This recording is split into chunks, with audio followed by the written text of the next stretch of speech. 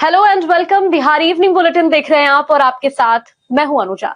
सबसे पहले रुख करेंगे सुर्खियों का।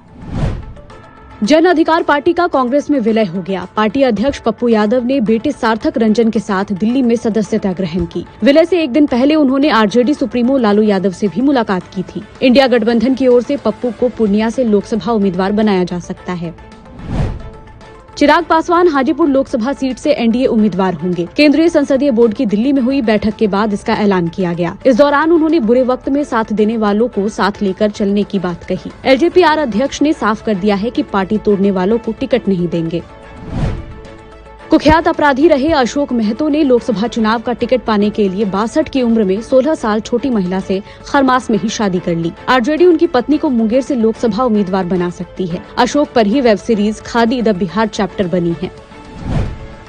लालू यादव के करीबी और बक्सर से आरजेडी विधायक शंभुनाथ यादव के 13 ठिकानों पर ईडी ने छापे मारे हैं। उनके रिश्तेदारों पर भी रेड पड़ी है। विधायक के परिजनों को घर से बाहर निकलने की इजाजत नहीं है। जांच एजेंसी के अधिकारी सभी से पूछताछ कर रही है। जानकारी मिलते ही समर्थक जुटने लगे हैं। बिहार लोक सेवा आयोग ने 15 मार्च को हुई शिक्षक भर्ती परीक्षा रद्द कर दी है। पेपर लीक होने के बाद ये फैसला लिया गया। इस मामले में 300 कैंडिडेट्स को गिरफ्तार किया गया है। सभी लोग झारखंड के हजारीबाग में पेपर सॉल्व करते पकड़े गए थे।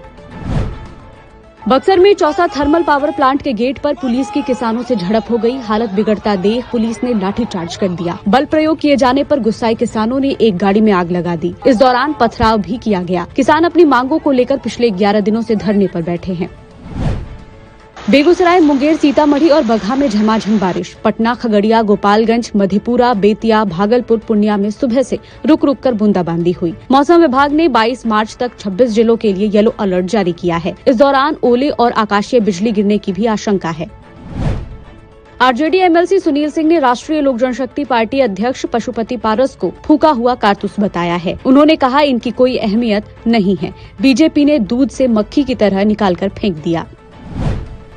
बिहार में होलिका दहन के अगले दिन सरकारी कार्यालय खुले रहेंगे। सीएम नीतीश कुमार ने अवकाश में बदलाव के लिए भेजी गई फाइल वापस भेज दी है। अब होली की छुट्टी 26 और 27 मार्च को होगी। इसे 25 और 26 मार्च को करने का प्रस्ताव भेजा गया था। मुंगेर में भमासी पुल के पास एक ट्रक ने स्कूटी सवार 2 लोगों को रौंद दिया। दोनों की मौत हो गई। मृतकों की पहचान सेना से रिटायर्ड 45 वर्षीय अमर चौधरी और 35 वर्षीय राज मिस्त्री मुन्ना तांती के रूप में की गई है। हादसे के बाद गुस्साए ग्रामीणों ने 1 घंटे तक सड़क जाम कर दिया। लोकसभा चुनाव से पहले बिहार की राजनीति में बड़ा उलटफेर देखने के लिए मिल रहा है। लोक जनशक्ति पार्टी के प्रमुख पशुपति पारस के केंद्रीय मंत्री पद से इस्तीफे के बाद उनके इंडिया गठबंधन में जाने की चर्चाएं तेज हैं। जानकारी के मुताबिक पशुपति पारस आरजेडी सुप्रीमो लालू प्रसाद यादव के संपर्क में हैं। लालू की हरी झंडी के बाद पशुपति पारस जल्द ही आरजेडी में शामिल होने का फैसला ले सकते हैं। बिहार महागठबंधन में सीट शेयरिंग फॉर्मूले पर आज मुहर लग सकती है। दिल्ली में आरजेडी, कांग्रेस और लेफ्ट पार्टियों की अहम बैठक बुलाई गई है। बदायूं हत्याकांड के आरोपी साजिद के पिता और चाचा को हिरासत में लिया गया है। पुलिस की पूछताछ जारी है। बदायूं डबल मर्डर केस के बाद प्रदेश में सियासी बयानबाजी का दौर भी शुरू हो गया है। समाजवादी पार्टी ने बीजेपी पर निशाना साधते हुए कहा कि बीजेपी प्रदेश में सांप्रदायिक तनाव खड़ा करना चाहती है और इसी कारण से ऐसी घटनाओं को खुद अंजाम दिलवा रही है। दूसरी तरफ कांग्रेस के प्रदेश अध्यक्ष अजय राय ने कहा कि उत्तर प्रदेश में पूरी तरह से जंगल राज है। मैंने पहले ही कहा था कि उत्तर प्रदेश के मुख्यमंत्री को इस्तीफा दे देना चाहिए। केंद्र सरकार के कुत्तों की 23 ब्रीड्स पर बैन लगाने वाले सर्कुलर पर कर्नाटक हाईकोर्ट ने आज रोक लगा दी है। जस्टिस एम नागप्रसन्ना ने कहा कि ये रोक सिर्फ कर्नाटक राज्य के लिए ही मान्य होगी। कोर्ट ने कहा कि डिप्टी सॉलिसिटर जनरल को बताना होगा कि केंद्र सरकार के इस फैसले का क्या आधार है और जब तक सरकार इसके डॉक्यूमेंट्स पेश नहीं करती तब तक सर्कुलर पर स्टे लगा रहेगा। मामले में अगली सुनवाई 5 अप्रैल को होनी है। तेलंगाना के पूर्व मुख्यमंत्री के चंद्रशेखर राव की बेटी और विधायक के कविता की गिरफ्तारी के खिलाफ पिटीशन पर सुप्रीम कोर्ट 22 मार्च को सुनवाई करेगा। दिल्ली शराब नीति घोटाला केस में के कविता को ईडी ने 5 दिन पहले गिरफ्तार किया था। मामले की सुनवाई जस्टिस संजीव खन्ना और जस्टिस बेला एम त्रिवेदी की बेंच करेगी। हरियाणा में इंडियन नेशनल लोकदल के राष्ट्रीय प्रधान महासचिव और ऐलानाबाद से विधायक अभय सिंह चौटाला को Y+ श्रेणी की सुरक्षा दी जाएगी। पंजाब एंड हरियाणा हाईकोर्ट ने उनकी सुरक्षा से जुड़े मामले की सुनवाई के दौरान हरियाणा सरकार को ये आदेश दिया। इनेलो के प्रदेश अध्यक्ष नफे सिंह राठी की हत्या के बाद अभय सिंह चौटाला ने ये कहते हुए Z+ सिक्योरिटी की मांग की थी कि उन्हें मामले में बहुत सी धमकियां मिल रही है। लोकसभा चुनाव के पहले चरण का नोटिफिकेशन जारी होने के बाद सुखबुगाहटें हैं कि झारखंड में इंडिया ब्लॉक में सीट शेयरिंग फाइनल हो गई है। राज्य में कांग्रेस 7 तो वहीं झारखंड मुक्ति मोर्चा 5 सीटों पर चुनाव लड़ सकती है। वहीं राष्ट्रीय जनता दल 1 और CPI-ML 1 सीट पर चुनाव लड़ सकती है। कांग्रेस सांसद राहुल गांधी को झारखंड हाईकोर्ट से बड़ी राहत मिली है। केंद्रीय गृह मंत्री अमित शाह पर आपत्तिजनक टिप्पणी करने के मामले में हाईकोर्ट ने राहुल गांधी के खिलाफ गैर जमानती वारंट को सशर्त 1 महीने के लिए स्थगित कर दिया है।